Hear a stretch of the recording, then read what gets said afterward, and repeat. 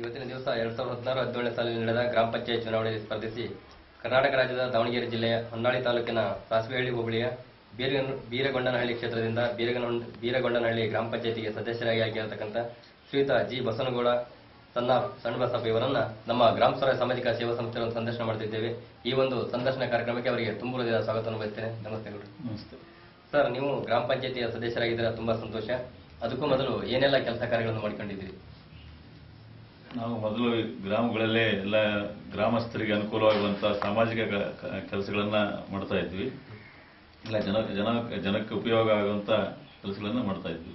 ಸರಿ ಸರ್, ಜನಗಳು ಸಾಮಾಜಿಕ ಕೆಲಸಗಳನ್ನು ಮಾಡೋದು ನೋಡಿ ನಿಮ್ಮ ಗ್ರಾಮ ಪಂಚಾಯತ್ ಚುನಾಯಿತರನ್ನಾಗಿ ಆಯ್ಕೆ ಮಾಡಿದ್ದಾರೆ. ಹೌದು, ತುಂಬಾ ಸಂತೋಷ ಸರ್. ಹಾಗೇನೆ ನೀವು ಗ್ರಾಮ ಪಂಚಾಯತಿಯ ಸದಸ್ಯರಾಗಿ ಆಗಲೇ 11 ತಿಂಗಳು ಕಳೆದಿದ್ದೀರಾ. ಈ ಒಂದು 11 ತಿಂಗಳಲ್ಲಿ ಏನೆಲ್ಲ ಕೆಲಸ ಕಾರ್ಯಗಳನ್ನು ಮಾಡಿದ್ದೀರಾ ಗ್ರಾಮ ಪಂಚಾಯತಿಗೆ? ನಮ್ಮ ಗ್ರಾಮ ಪಂಚಾಯತಿಯಲ್ಲಿ ನಮ್ಮ ಗ್ರಾಮದಲ್ಲಿ ಕೆಲವು ರಸ್ತೆಗಳನ್ನ NREG ಯೋಜನೆಯಲ್ಲಿ ರಸ್ತೆಗಳನ್ನು ನಿರ್ಮಾಣ ಮಾಡಿದ್ದೀವಿ, ಇಂಗುಗುಂಡಿಗಳನ್ನು ಮಾಡಿದ್ದೀವಿ, ಸಾರ್ವಜನಿಕವಾಗಿ ಉಪಯೋಗವಂತ ಕೆಲವು ಕೆಲಸ ಕಾರ್ಯಗಳನ್ನ ಮಾಡಿದ್ದೀವಿ. Okay sir.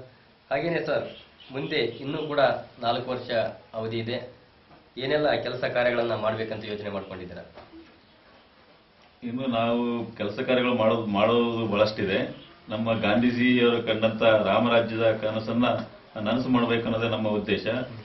ಪ್ರತಿಯೊಂದು ನಮ್ಮ ಗ್ರಾಮದಲ್ಲಿರುವ ಎಲ್ಲ ಮೂಲಭೂತ ಸೌಕರ್ಯಗಳನ್ನ ಎಲ್ಲ ಪ್ರತಿಯೊಬ್ಬ ಪ್ರಜೆಗಳಿಗೂ ತಲುಪಿಸಬೇಕು ಅನ್ನೋದೇ ನಮ್ಮ ಮೂಲ ಉದ್ದೇಶ. ಖಂಡಿತ ಸರ್. ಇವೆಲ್ಲ ಕೆಲಸ ಕಾರ್ಯಗಳನ್ನು ಯೋಜನೆ ಮಾಡ್ಕೊಂಡಿದ್ದೀರಾ.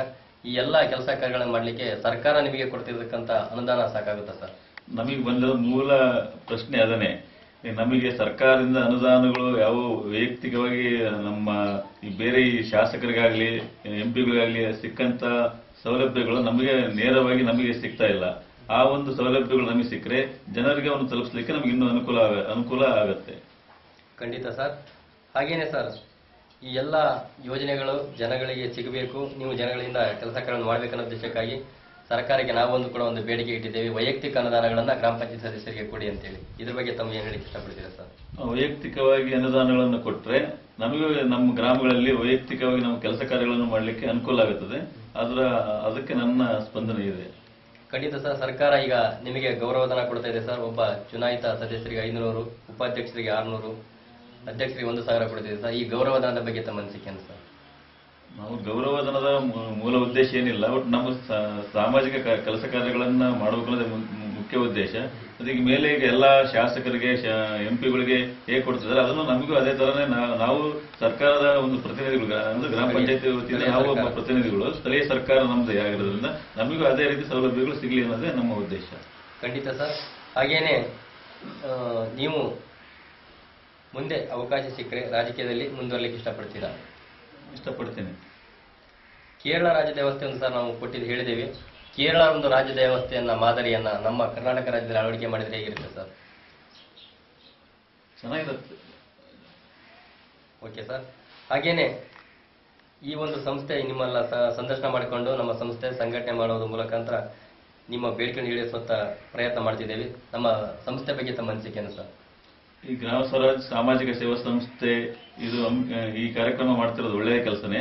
ಇದು ಆದಷ್ಟು ನಮ್ಮ ಕರ್ನಾಟಕ ರಾಜ್ಯಾದ್ಯಂತ ಎಲ್ಲಾ ಜಿಲ್ಲೆಗಳಲ್ಲೂ ಎಲ್ಲಾ ಗ್ರಾಮ ಪಂಚಾಯತಿ ಮಟ್ಟದಲ್ಲೂ ಇದಕ್ಕೆ ಎಲ್ಲಾ ಸದಸ್ಯರುಗಳು ಸಹ ಸಹಕಾರ ಕೊಟ್ಟು ಇದನ್ನ ನಮ್ಮ ಬೇಡಿಕೆಗಳ ಈಡೇರಿಕೆಗೆ ನಾವೆಲ್ಲ ಸದಸ್ಯರು ಒಗ್ಗೂಡಿ ಪ್ರಯತ್ನ ಪಟ್ಟ ಇದಾಗುತ್ತೆ. ಆ ಒಂದು ನಿಟ್ಟಿನಲ್ಲಿ ಈ ಸಂಸ್ಥೆ ನಮ್ಮ ನೆರವಿಗೆ ಬರಲಿ ಅನ್ನೋದೇ ನಮ್ಮ ಉದ್ದೇಶ. ಖಂಡಿತ ಸರ್, ಒಳ್ಳೆಯದೇ. ಹಾಗೇನೆ ನಮ್ಮ ಸಕಲ ಪ್ರಯತ್ನವನ್ನು ಮಾಡಿ ಆದಷ್ಟು ನಿಮ್ಮ ಬೇಡಿಕೆಗಳನ್ನು ಸರ್ಕಾರ ಮುಟ್ಟುವ ವ್ಯವಸ್ಥೆಯನ್ನು ಖಂಡಿತ ನಮ್ಮ ಸಂಸ್ಥೆ ಮಾಡುತ್ತೆ ಸರ್. ಹಾಗೇನೆ ಸರ್, ಉಳಿದಿರ್ತಕ್ಕಂಥ ಎಲ್ಲ ಸದಸ್ಯರುಗಳಿಗೆ ಏನ್ ಹೇಳಲಿಕ್ಕೆ ಇಷ್ಟಪಡಿದ್ದಾರೆ ಈ ಒಂದು ಸಂದರ್ಶನದ ಮೂಲಕ?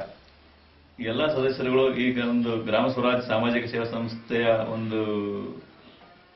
ಸಂಸ್ಥೆಗೆ ಸೇರ್ಕೊಂಡು ಅವರಿಗೆ ನಮ್ಮ ಬೆಂಬಲವನ್ನ ಕೊಡ್ಲಿ ಅಂತೇಳಿ ನನ್ನ ಅನಿಸಿಕೆ. ಖಂಡಿತ ಸರ್, ಒಳ್ಳೆಯದೇ. ಹಾಗೇನೆ ಸರ್, ನಿಮ್ಮ ಅಮೂಲ್ಯ ಸಮಯವನ್ನು ನಮ್ಮೊಂದಿಗೆ 10 ನಿಮಿಷಗಳ ಹಂಚಿಕೊಂಡಿದ್ದೀರಾ, ತುಂಬಾ ಸಂತೋಷ. ಈ ಒಂದು ನಮ್ಮ ಸಂಸ್ಥೆ ನಿಮಗೆ ಒಂದು ಅಭಿನಂದನಾ ಪತ್ರವನ್ನು ಕೊಡುವುದರ ಮೂಲಕ ನಿಮಗೆ ಗೌರವ ಮಾಡ್ತಿದ್ದೇವೆ. ಈ ಒಂದು ಕಾರ್ಯಕ್ರಮಕ್ಕೆ ನಿಮಗೆ ತುಂಬ ಹೃದಯದ ವಂದನೆ ಸಲ್ಲಿಸ್ತೇನೆ ಸರ್. ಈ ಒಂದು ದಯವಿಟ್ಟು ಒಂದು ಅಭಿನಂದನಾ ಪತ್ರ